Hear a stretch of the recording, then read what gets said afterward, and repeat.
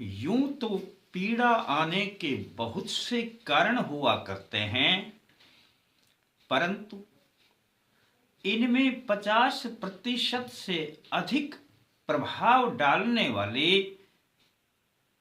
नवग्रह हुआ करते हैं। नवग्रह का अर्थ यानी कि ये जो 9 ग्रह हैं, इनमें से किसी ना किसी ग्रह की कोई ना कोई पीड़ा आती रहती है और आपके जीवन को रोजाना प्रभावित करती है। आप कई बार तो जान ही नहीं पाते कि पीड़ा आ कहां से रही है, या कौन सा ग्रह कमजोर है, या कौन सा ग्रह हमें परेशान कर रहा है। आप चाह कर भी उन ग्रहों के बारे में पूर्ण रूप से नहीं जान पाते, तब आपको रास्ते भी नहीं मिल पाते। आज मैं एक ऐसा उपाय बताऊंगा दोस्तों। उपाय तो छोटे ही हुआ करते हैं, परंतु किसी भी पदार्थ को यदि हम मंत्र के द्वारा सिद्ध करके कोई कार्य करते हैं तो वह तंत्र का काम करता है। आज वही इसी प्रकार का तंत्र के रूप में काम करने वाला है। बड़ा सात्विक उपाय है, पर काम बड़ा जबरदस्त करता है। और ये उपाय जब आप करेंगे तो आपको फिर किसी भी ग्रह की परवाह नहीं है। 9 के 9 ग्रह आप पर खुश होंगे और आपका कार्य बनाने में आपका सहयोग करेंगे। इसके लिए आपको किस सामग्री की आवश्यकता है, यह आप बस थोड़ा सा जान लेंगे तो यह सामग्री अपने घर में ही उपलब्ध हो जाया करती है। शेष सामग्री तो अपने घर में है ही। बस आपने चावल का चूरा नहीं मिलता है तो थोड़े से चावल को मिक्सी में डाल करके उसका चूरा बना लेना, तो ये भी अपने घर में ही उपलब्ध हो जाएगा। अब दोस्तों, आपको जिस चीज की आवश्यकता है वह बता देता हूं। गोला, ये नारियल के अंदर निकलता है, गोला गोल ही होता है, जिसको अक्सर हम काट कर खीर में प्रयोग करते हैं खाने के लिए। इसे खोपरा भी बोलते हैं। जगह जगह इसका नाम क्या है यह आप जाने। ये जो साबुत नारियल है, इसको जब हम तोड़ते हैं तो इसके अंदर गोला निकलता है, उसको गोला बोलते हैं, खोपरा भी बोल देते हैं। तो आप यह साबुत गोला एक ले लें। वैसे तो घरों में भी मिलता है, नहीं बाजार से ले लें। इस गोले को ऊपर से थोड़ा सा गोलाई से काट लें। अब इसमें जो सामान भरना है तो ऊपर से गोलाई से काट लें, बस इतना सी आप जगह छोड़ दें ऊपर, और गोलाई से ऊपर से काटेंगे तो एक टोपी सी उतर जाएगी, अलग रख दें। अब इस गोले के अंदर आपने क्या डालना है दोस्तों? अब ये चावल का चूरा जो थोड़ा सा बनाया है डाल देना। थोड़ी सी इसमें खांड डाल देना। खांड होती है, ये एक चीनी जैसे होती है, चीनी को हम पीस लें, समझ लेना वो खांड ही बन जाती है। और ऐसी खांड मिलती है वैसे बाजार में, सफेद रंग की ही होती है, दानेदार होती है, मीठी होती है। अक्सर ही मीठे के रूप में इसे प्रयोग भी कर लेते हैं कई बार तो।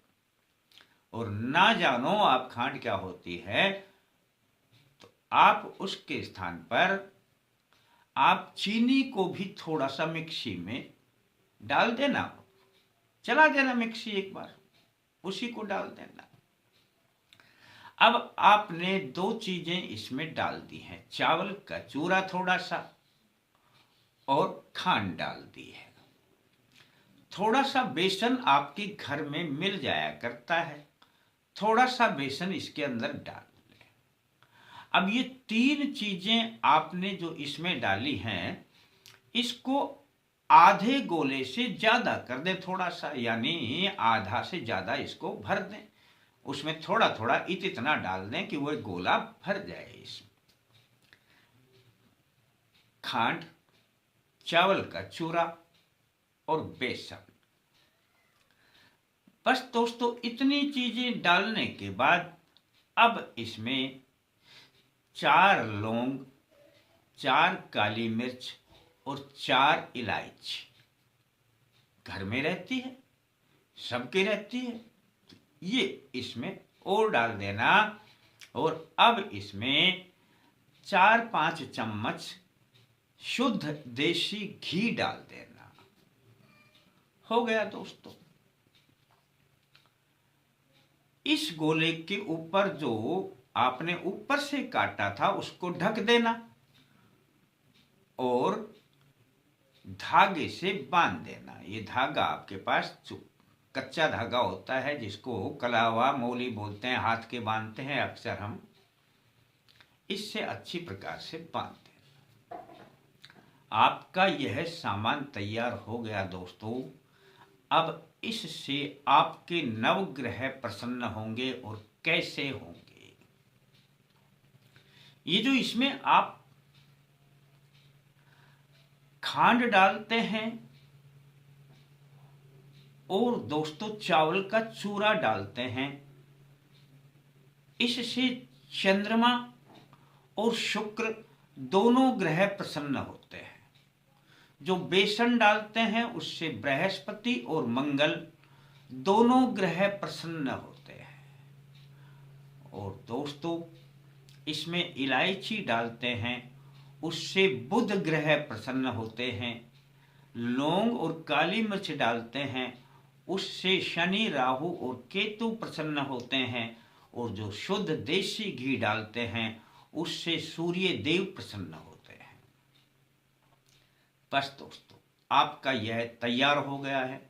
9 के 9 ग्रह आपके ऊपर कृपा बरसाएंगे और आप देखते रहना कैसे बरसाएंगे। रविवार से इस प्रयोग को प्रारंभ करना है, रविवार को यह तैयार कर लेना। अब आपने दोस्तों अपने पूजा स्थान के सामने बैठ जाना है, हाथ में यह गोला रख करके, और आपने बस 1 मिनट 2 मिनट जितना आप आराम आराम से कर सकें, ओम श्री नवग्रह देवेभ्यो नमः, ओम श्री नवग्रह देवेभ्यो नमः। बस दोस्तों 1 मिनट 2 मिनट कितनी देर भी कर लें। करने के बाद इसे अपने पूजा स्थान में रख दें। रविवार को कर लें, फिर सोमवार को फिर इसे उठा करके और फिर अपना पूजा स्थान के सामने बैठकर कर लें। किसी भी समय कर लिया करें दोस्तों, कोई दिक्कत नहीं है। सोमवार को फिर ऐसा ही कर लें, गोला उठा करके इसी प्रकार से 1-2 मिनट ओम श्री नवग्रह देवेभ्यो नमः। फिर मंगलवार को कर लें, ऐसे ही रख दिया करें। फिर बुधवार को कर लें, फिर इससे अगले दिन वीरवार को, फिर शुक्रवार को, फिर शनिवार को और फिर रविवार को करें। बस दोस्तों 8 दिन आपने इसी प्रकार से करना है। ओम श्री नवग्रह देवेभ्यो नमः। दोस्तों यह तंत्र का काम करेगा। ये जो पदार्थ इसमें डाले हैं ये मंत्रों से ऐसे सिद्ध हो जाएंगे कि जैसे तंत्र काम करता है उसी प्रकार यह प्रयोग काम करेगा।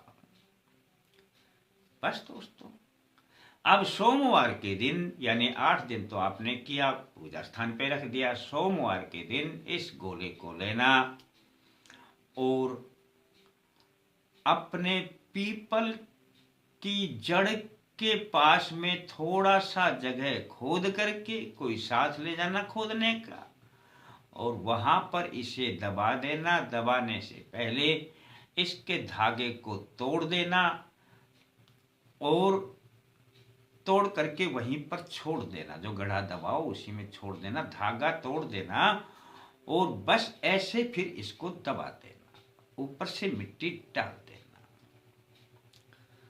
प्रयोग एक ही बार का है दोस्तों, और इतना सफल प्रयोग है कि आपको नवग्रह से अब कभी पीड़ा आएगी ही नहीं, और नवग्रह आपके पक्ष में सदा काम करेंगे। करके देखें और इसका लाभ उठाएं। अच्छा लगता है किसी को बताएं दोस्तों। कमेंट्स में जय माता दी लिख दिया करें। किसी ने सब्सक्राइब ना किया हो तो सब्सक्राइब करके घंटे का बटन दबा के आल को दबा दें।